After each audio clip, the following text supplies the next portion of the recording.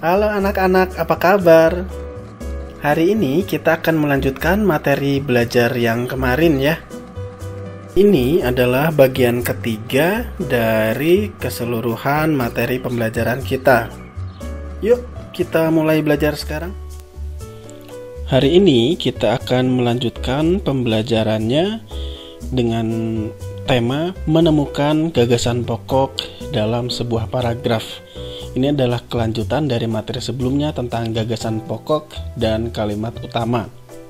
Nah, sebelum kita masuk ke materi ini, kita ingat-ingat lagi materi yang sudah kita pelajari di minggu-minggu sebelumnya. Di minggu sebelumnya kita sudah belajar tentang gagasan pokok. Gagasan pokok adalah gagasan atau ide yang menjiwai, yang menjadi dasar dari sebuah paragraf. Gagasan pokok ini masih berupa ide, jadi harus dituangkan menjadi sebuah kalimat yang namanya kalimat utama. Jadi dalam paragraf, kalau kita ingin menemukan gagasan pokok, maka yang harus kita cari terlebih dahulu adalah kalimat utamanya. Kemudian, gagasan pokok dijelaskan oleh beberapa gagasan pendukung. Sedangkan kalimat utama dijelaskan oleh beberapa kalimat penjelas, sehingga menjadi lebih jelas. Gagasan pendukung dinyatakan dalam bentuk kalimat penjelas, karena gagasan pendukung masih berupa ide. Jadi, kalau kita ingin menemukan gagasan pendukung, maka yang harus kita cari dalam paragraf adalah kalimat penjelasnya. Nah, sekarang kita akan mengenali dulu ciri-ciri kalimat utama. Setelah itu, baru kita bisa mulai mencari gagasan pokoknya. Ciri kalimat utama adalah yang pertama, bersifat umum. Apa maksudnya bersifat umum? Dia tidak spesifik, menjelaskan hal-hal yang secara umum saja, tidak hal-hal yang detail. Kemudian, kalimat utama dapat berdiri sendiri, mandiri sebagai sebuah kalimat yang jelas. Jadi ketika kita membaca kalimat itu, kita langsung memahami artinya tanpa menjadi bingung tentang kalimat-kalimat lain.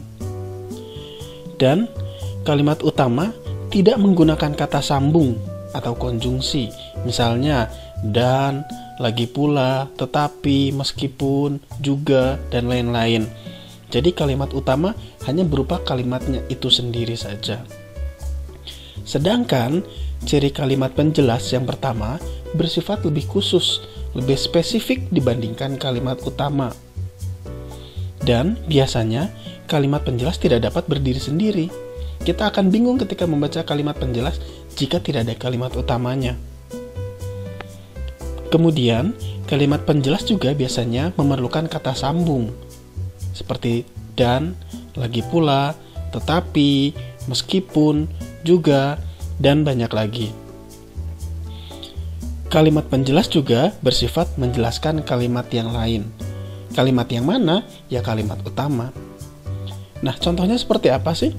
Berikut ini kita akan belajar bagaimana contoh menemukan gagasan pokok di dalam sebuah paragraf. Tentunya kalian masih ingat dengan contoh paragraf yang sudah kita buat di minggu sebelumnya. Andi adalah anak yang baik. Ia selalu menuruti nasihat orang tuanya. Andi juga selalu jujur dan tidak pernah berbohong. Andi pun senang bersahabat dengan siapa saja tanpa pilih-pilih kawan. Sekarang kita amati paragraf ini. Andi adalah anak yang baik, itu kalimat yang pertama. Kira-kira kalimat itu apakah sudah mandiri? Apakah dia bisa berdiri sendiri atau tidak? Ketika kita membaca sebuah kalimat, Andi adalah anak yang baik. Ya, betul. Itu adalah kalimat yang mandiri. Kita langsung paham, Andi adalah anak yang baik. Kemudian kalimat yang kedua, ia selalu menuruti nasihat orang tuanya. Kira-kira kalimat ini mandiri atau tidak? Sudah bisa berdiri sendiri atau tidak? Tidak. Kenapa? Karena dia menggunakan kata ia. Ketika kita membaca sebuah cerita, sebuah buku, ternyata di dalam situ ada sebuah kalimat, hanya satu kalimat saja. Ia selalu menuruti nasihat orang tuanya. Kita jadi bingung, siapa sih ia? Kenapa tiba-tiba ada dia yang menurutin orang tuanya. Nah, berarti dia tidak bisa berdiri sendiri. Kalimat yang ketiga, Andi juga selalu jujur dan tidak pernah berbohong. Bisa berdiri sendiri nggak ya? Tidak. Kenapa? Ada kata juga. Andi juga selalu jujur dan tidak pernah berbohong. Berarti sebelumnya sudah ada cerita tentang si Andi. Nah, berarti dia tidak bisa berdiri sendiri kalimat ini. Kalimat yang keempat, Andi pun senang bersahabat dengan siapa saja tanpa pilih-pilih kawan. Di situ juga ada kata pun. Andi pun senang bersahabat dengan siapa saja. Kenapa tiba-tiba Andi pun senang? Berarti sebelumnya ada cerita ya tentang si Andi ya. Nah, artinya kalimat yang keempat pun tidak bisa berdiri sendiri.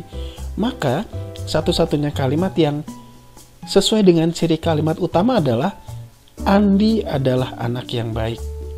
Berarti kalimat itu adalah kalimat utamanya.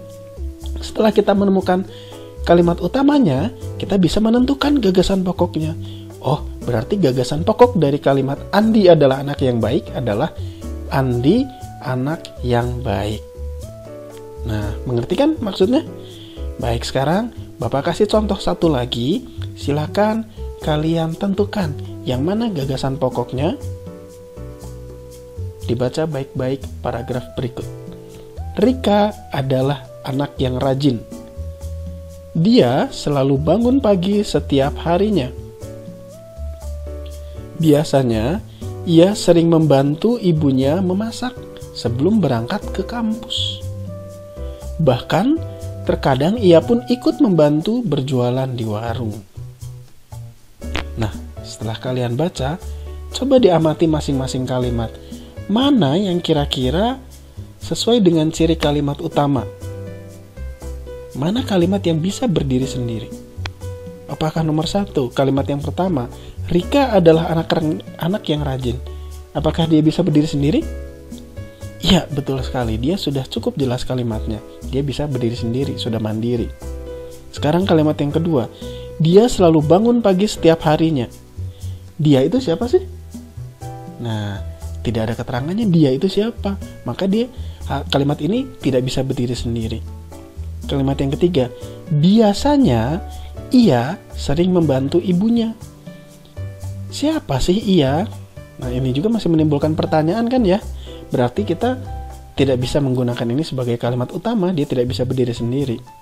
Kalimat yang keempat, bahkan terkadang ia pun ikut membantu berjualan di warung.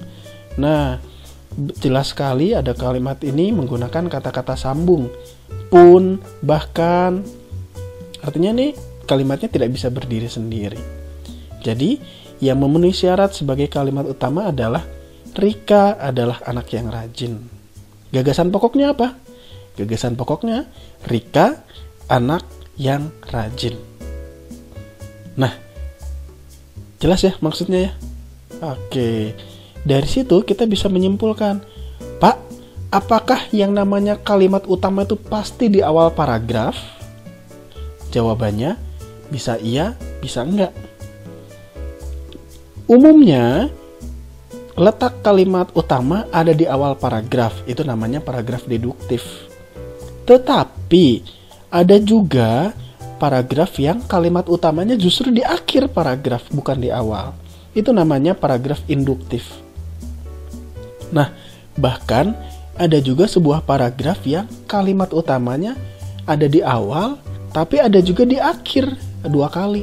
Itu namanya paragraf deduktif induktif.